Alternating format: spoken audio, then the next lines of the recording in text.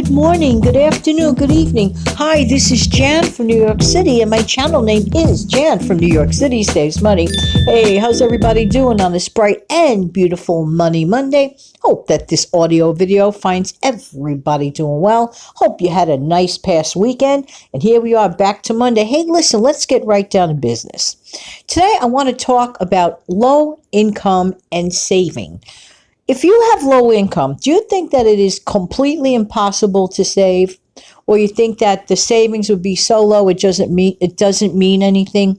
Well, that's a big mistake. And we're going to go on to some tips and tricks that may be of help to you if you happen to be low income, or actually for anyone that is not in the habit of saving, no matter what your income may be. Okay.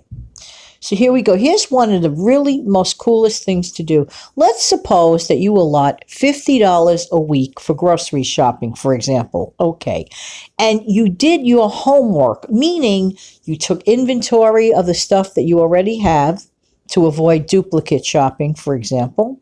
You took advantage of manager specials, and you did your coupon gig if you could possibly get any more savings. Whatever savings you could get, you did your homework.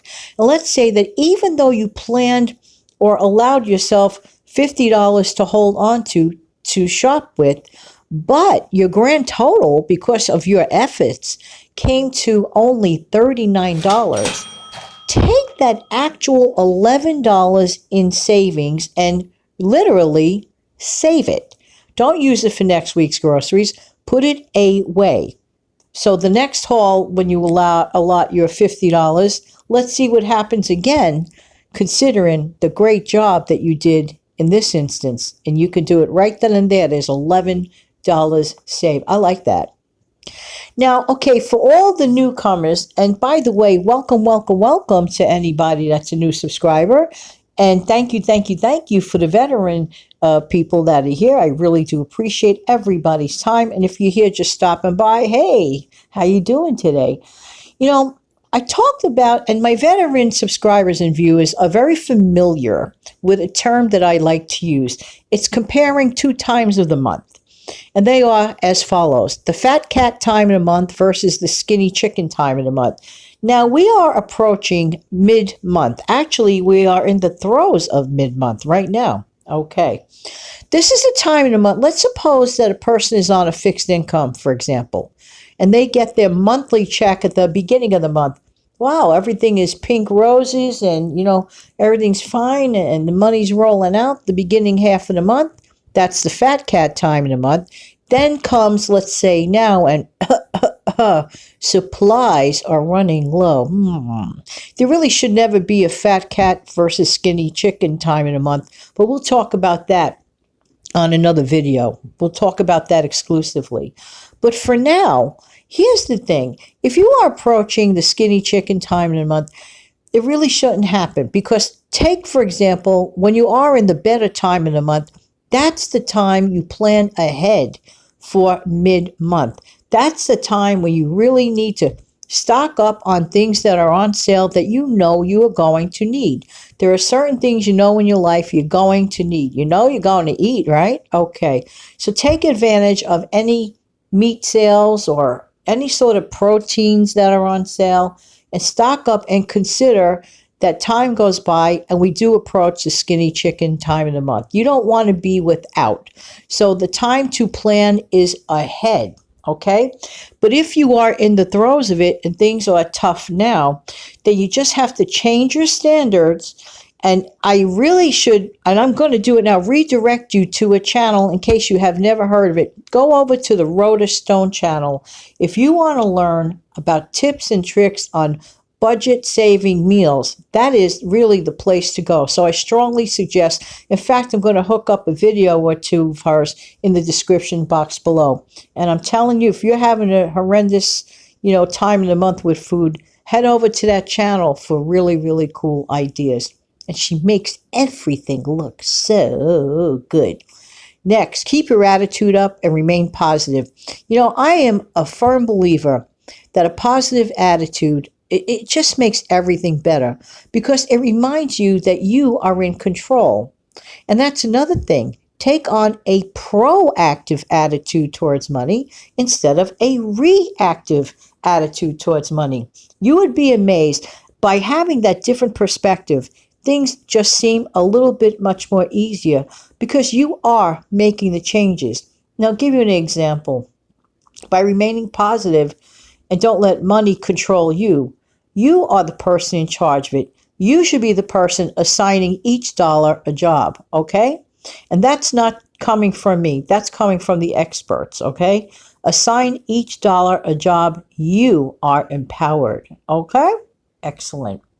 Now let's go on to the idea of cooking frozen meals. Now some people are for it, some people don't think much of it. Personally, I like it. And I want to teach you a method that has worked for me.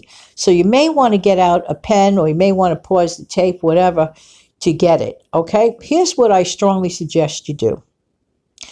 This works out really good during the skinny chicken time of the month. Just saying, just saying. Okay. All you need are 5 inexpensive aluminum trays. You know, like the round ones? They're sort of like a cake pan size, like those 8-inch round ones. Okay. Boil yourself up a box of your favorite pasta. Elbows or spiral shapes, whatever you want. Something like a shortcut pasta like that. Elbows work very good for this idea. Okay? All right. So here's what you're going to do. You're going to boil up the entire box. Okay. What you're going to do is put a couple of ladles full of the drained pasta in each of the aluminum trays. You're not going to fill up the tray. No, no, no, no, no, no. Okay. Next, you're going to use a package of frankfurters. Okay, this sounds crazy, but it works. Put 2 frankfurters inside of each of those trays alongside the pasta. Okay. Next, you're going to grab your favorite frozen vegetable of choice. Okay, it could be broccoli. Of course, there goes the bird clock. Could be broccoli, could be cauliflower, it could be spinach, whatever you want. Put it in the tray. So right now you're having pasta, you're having a protein, a frankfurter, and you're having a veggie. Okay. There's right then and there are 5 meals that are assembled, and they are complete. There's a protein, there's carbs, and there's vegetables, okay? And if you don't care for frankfurters, you could enter another form of protein, like pre-cooked chicken, or let's say even if you prefer to put in a piece of raw chicken, whatever you want. But I find that the frankfurters work great. You can also throw in, instead of frankfurter, or mingle it, one of them with hamburger patties, okay? Or some other favorite form of protein of yours. So you have already assembled 5 meals. Wrap that up as you normally would. Put that in the freezer. You have 5 frozen meals ready for whenever. Just pop it in the oven for like 20 minutes from frozen out. You know what I did with it? Today I actually literally did this. This is why I'm telling you it works.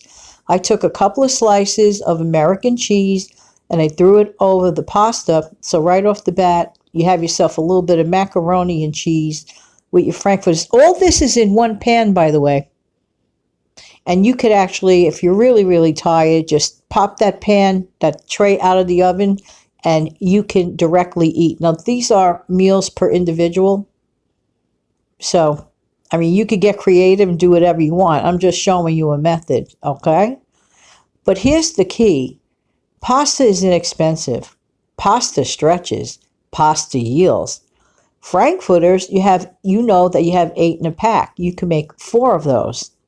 Or if you only take 1 frankfurter like I did, I just felt like 1, so I just put in 1. But another trick that I like to do in the same pan is take an apple. Yeah. But the apple I add last. I don't put that in the freezer. I just add that apple inside of the same baking tray and bake up an apple. You could do the same with other things too. You could throw in a side of, let's say, tater tots. Get a ladle full. Whatever you want that works. Get creative. Remember, this is your pre-planned frozen meal. And if you accumulate enough of those, heck, you're set for a little bit, you're set for a while. So have that pasta, stretch your meals, get inexpensive proteins, assemble these things, and you are set and ready to go. Let's go back to change counting. We all know that we're starting to move towards a cashless society, unfortunately. But with the change that you do have, okay, never underestimate the possibility that you may be carrying a rare penny or a rare coin, a rare nickel or a rare quarter or whatever. Take the time on a rainy day or when you're bored to examine some questionable looking coins that may look a little old. Check them out. It pays. Look it up.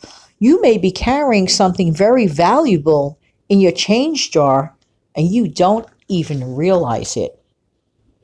Another money saver is to learn how to do your own nails or to keep your existing nails as simple as possible by keeping them cut short and using either clear or white nail polish. And the other night, I had mentioned to you a simple way to do the nail polish remover. You can make it yourself or just buy it all done up, that nail polish remover, the convenient one that you dip your finger in and remove your nail polish.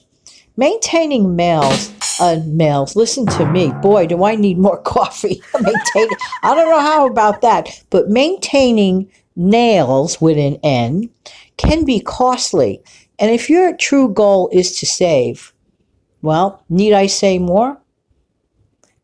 Do your own haircuts in between professional cuts. I'm not saying don't get professional cuts. Get your hair cut professionally a few times a year. But somewhere in between, to stretch the old buck and put it in the bankaruno, just intermittently inject a homemade haircut. There is some equipment out there that can help you do just that. And definitely save money on your kids' haircuts when they're little. Like when they're like 6 years old and below. I mean, you could probably learn how to do it in an instant. There are so many videos out there. There really are ways to save. You just have to want to. And one more thing before I leave off today on this Money Monday. Okay. You can round off the numbers in your checkbook if you still actually sit down with a checkbook. Okay. But for example, let's say your cable bill is $144, okay? You can enter it in your checkbook when you reconcile it as $150. And this is your cute little way of saving money. You would be surprised and amazed over time how those dollars actually add up. Yeah. Well, anyway, I hope that these tips help you. I know they work, and I hope that you choose some of them. So don't get discouraged on yourself just because you're low income right now. You can save, okay? There are many, many ways to save, and there are many wonderful videos out there to help you do just that. In the meantime, this has been Jan from New York City. Thank you so much for listening. Why? Because I really do appreciate whose time? Your time. Don't forget to come back tomorrow. We're going to have a practical video show tomorrow. Have a great day. Of course, I'm going to end this with some music. Have a great day, everybody.